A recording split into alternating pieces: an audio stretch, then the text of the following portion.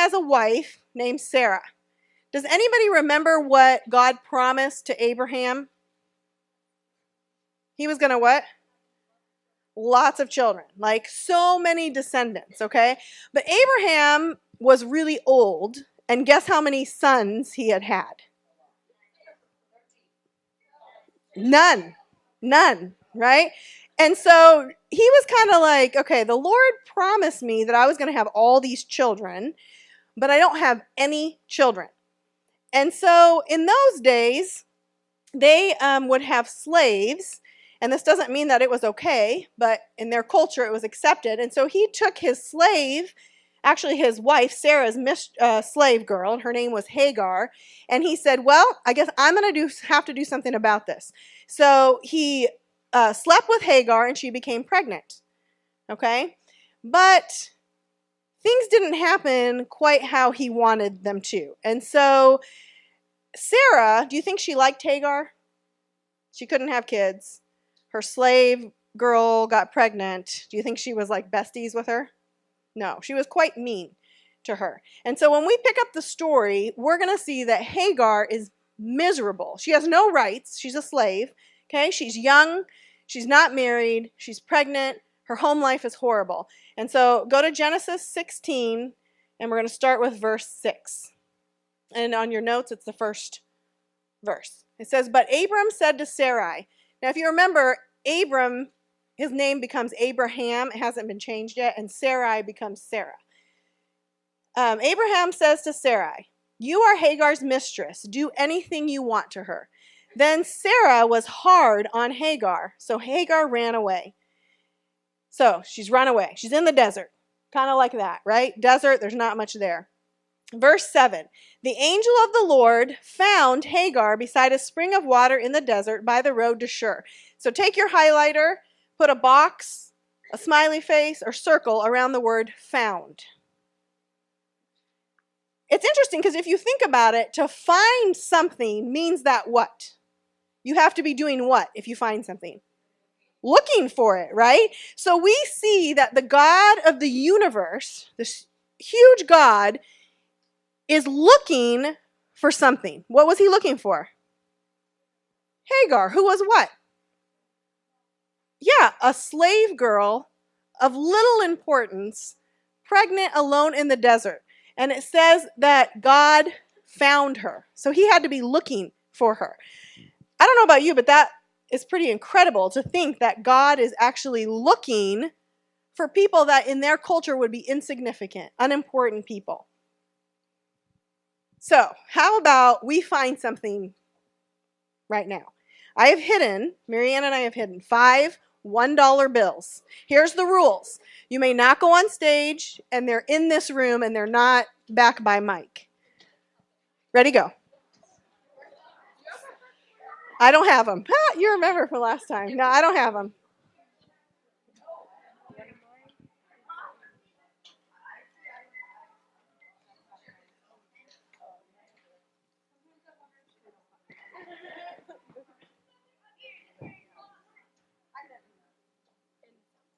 They're not in the sound booth, but anywhere else in this room, not on the stage.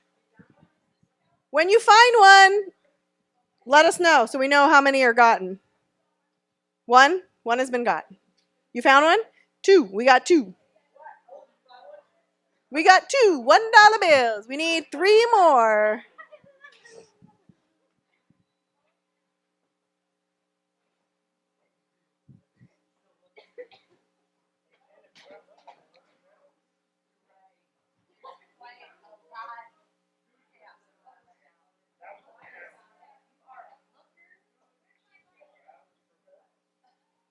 Whoever's back behind the curtains, hot. That's hot area.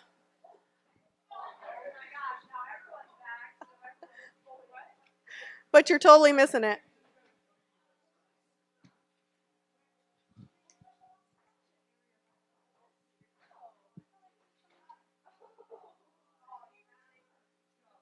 How many? 3? Okay, so we have 3. 2 more. I can't really remember. Oh, I hid one that's really good. Can't tell you. It's under something. The one I hid is under something black. Oops, they already found it then. Sorry, it was under that rug. Okay, how many do we have? 3? Only 3? There's one under something silver. Jonah, thank you for putting that back how you found it.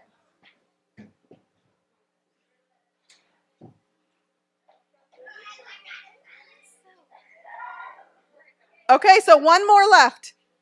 Right? Is that the one that you hid? Okay, it's in something black. And it's by something black. It's in something black. You have to open something. And it's by something black. Bing, bing, bing, bing, bing. Oh, you already got that one? Oh, that one's mine got. Sorry, Taylor. Okay, you have 30 seconds to find the last dollar or I get it. Marianne and I get to split it. If we can remember where we put it. Oh, one of mine hasn't been found. Okay. Under the rug, that was found. Riley, you're close unless that one's been found. Did you find one over there, somebody? Okay, so where did I hide the third one? Under the rug. In there. I don't remember.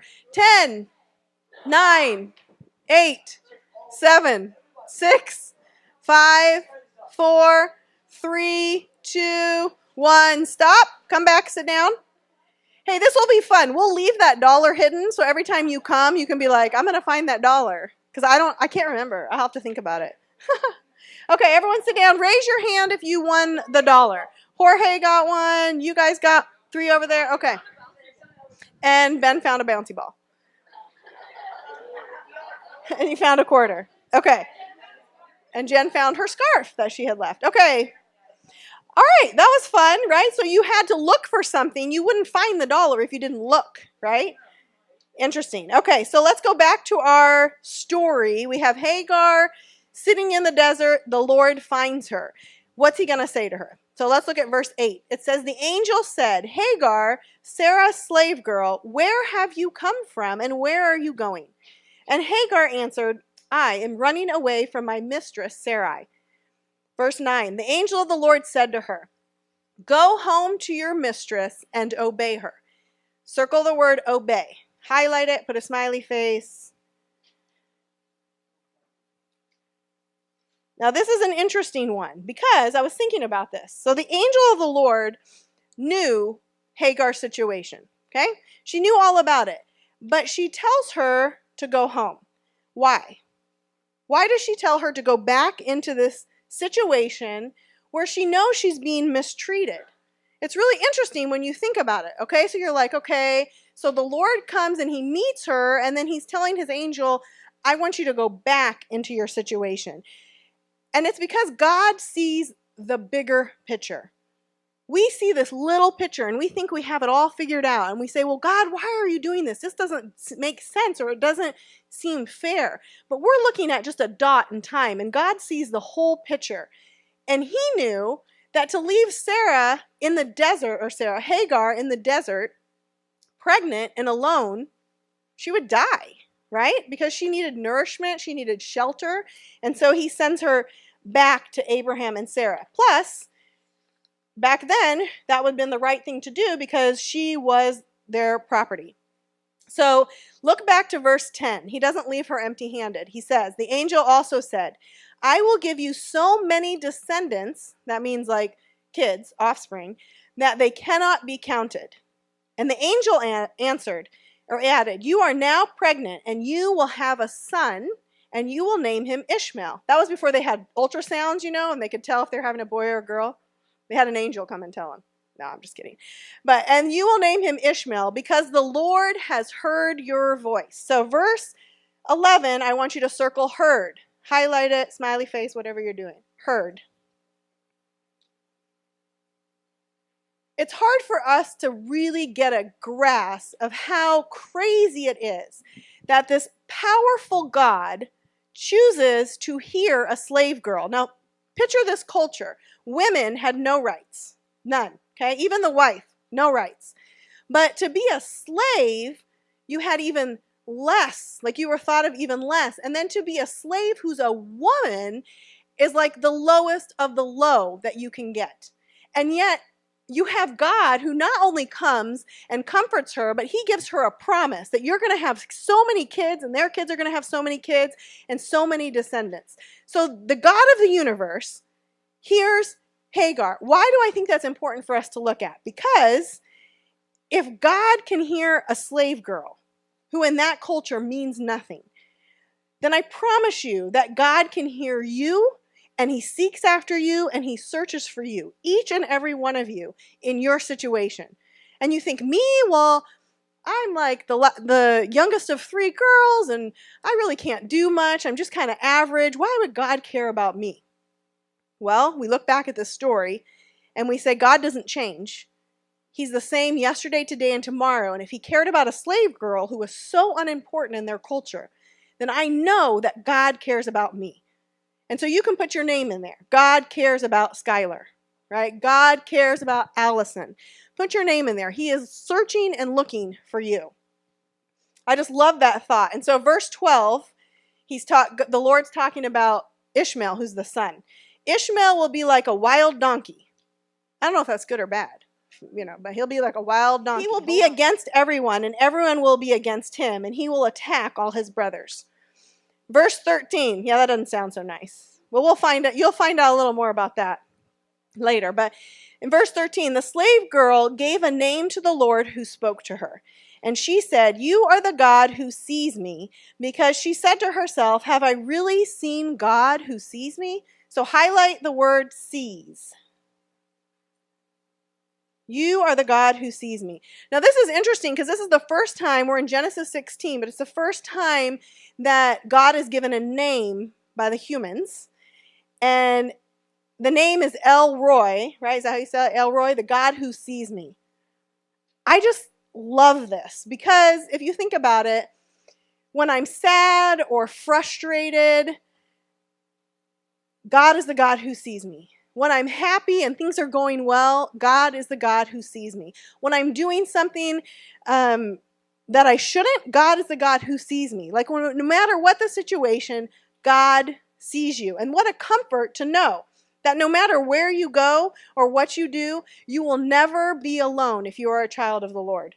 Never. Because he promises us in his word in Joshua 1:9 that he will never leave us or forsake us. Now that promise is only for children of God. If you are a believer and you've accepted Jesus. And if you're like, well, I don't know if I am, then come talk to one of the leaders or your friend that brought you tonight. But what a comfort. Now, again, on the face of it, it doesn't seem like anything's changed, right? Hagar goes back.